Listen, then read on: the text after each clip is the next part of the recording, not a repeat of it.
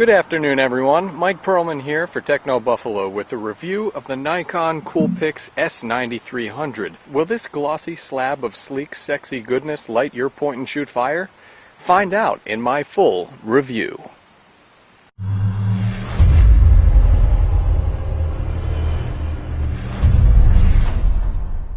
The Nikon Coolpix S9300 represents one of the company's top high-zoom pocket point-and-shoot cameras that excels in style and a nice 18x optical zoom. First off, let's dive into this thing's design. It's got a nice, sleek, glossy, beautiful, luscious exterior. The camera benefits from a nice 921,000 pixel 3-inch display, which was a nice reprise from last year, and we have a spinning command dial in the back. The camera has a nice ridge in the front for gripping, and it's got a textured rubberized panel on the back for keeping that thumb right in place. The Nikon Coolpix S9300 has a pop-up flash, however it's semi-automatic. That means when you select the flash it pops up automatically, but you have to press it back down in order to close it, which is a pain in the butt, especially when you power the camera off and you forget to close it, and then it snaps off in your pocket. Another problem I had with the S9300's structural integrity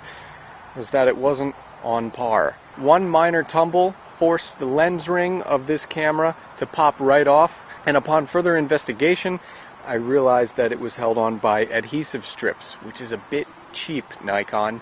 Now, one last thing to note about the Nikon Coolpix S9300.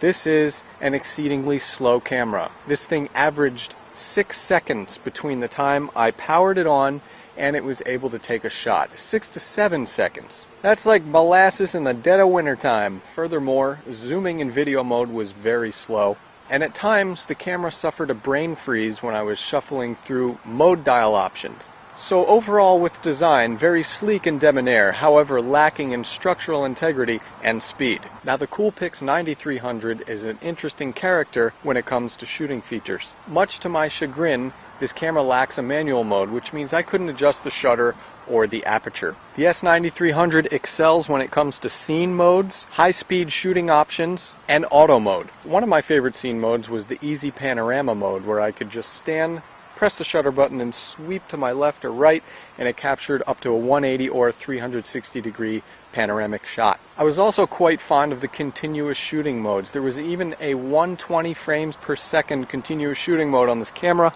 However, all of the images were captured at a fraction of the resolution of this sensor. The Coolpix S9300 also had some fun shooting effects, including selective color and my favorite high contrast monochrome. But I left a crumb on the table, and that's the Coolpix S9300's GPS feature. If you want the full scoop on Nikon's Coolpix GPS system, refer to my Nikon Coolpix P510 review, but the brunt of it is, it's pretty darn sad. So to summarize, the Coolpix S9300 has a basic set of shooting features, a few fun little tricks here and there that'll be great for beginners. Now it's time for image quality. One important thing to note about this camera is that Nikon standardized across the entire Coolpix range this year 16 megapixels. That means all of their Coolpix cameras have 16 megapixels.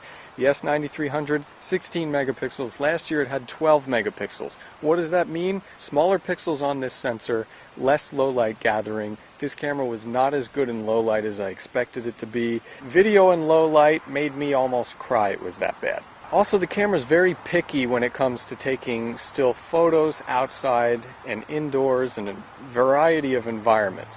What happens is, if it's too bright, the lens has a tendency to make everything soft and edges blow out with purple fringing.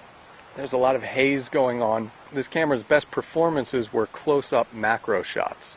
When it came to videos, for the most part, bright light video is probably this camera's best feature. So overall, when I stacked the Coolpix S9300 up against the Canon PowerShot SX2 60HS, the Canon won. So there definitely are better options in this price range. So what's the Buffalo call with the Nikon Coolpix S9300? I have to be honest, I've seen a lot better in this price range, a lot better in this class. This camera is like Mrs. Robinson. On the outside it's suave, debonair, sophisticated, and sexy.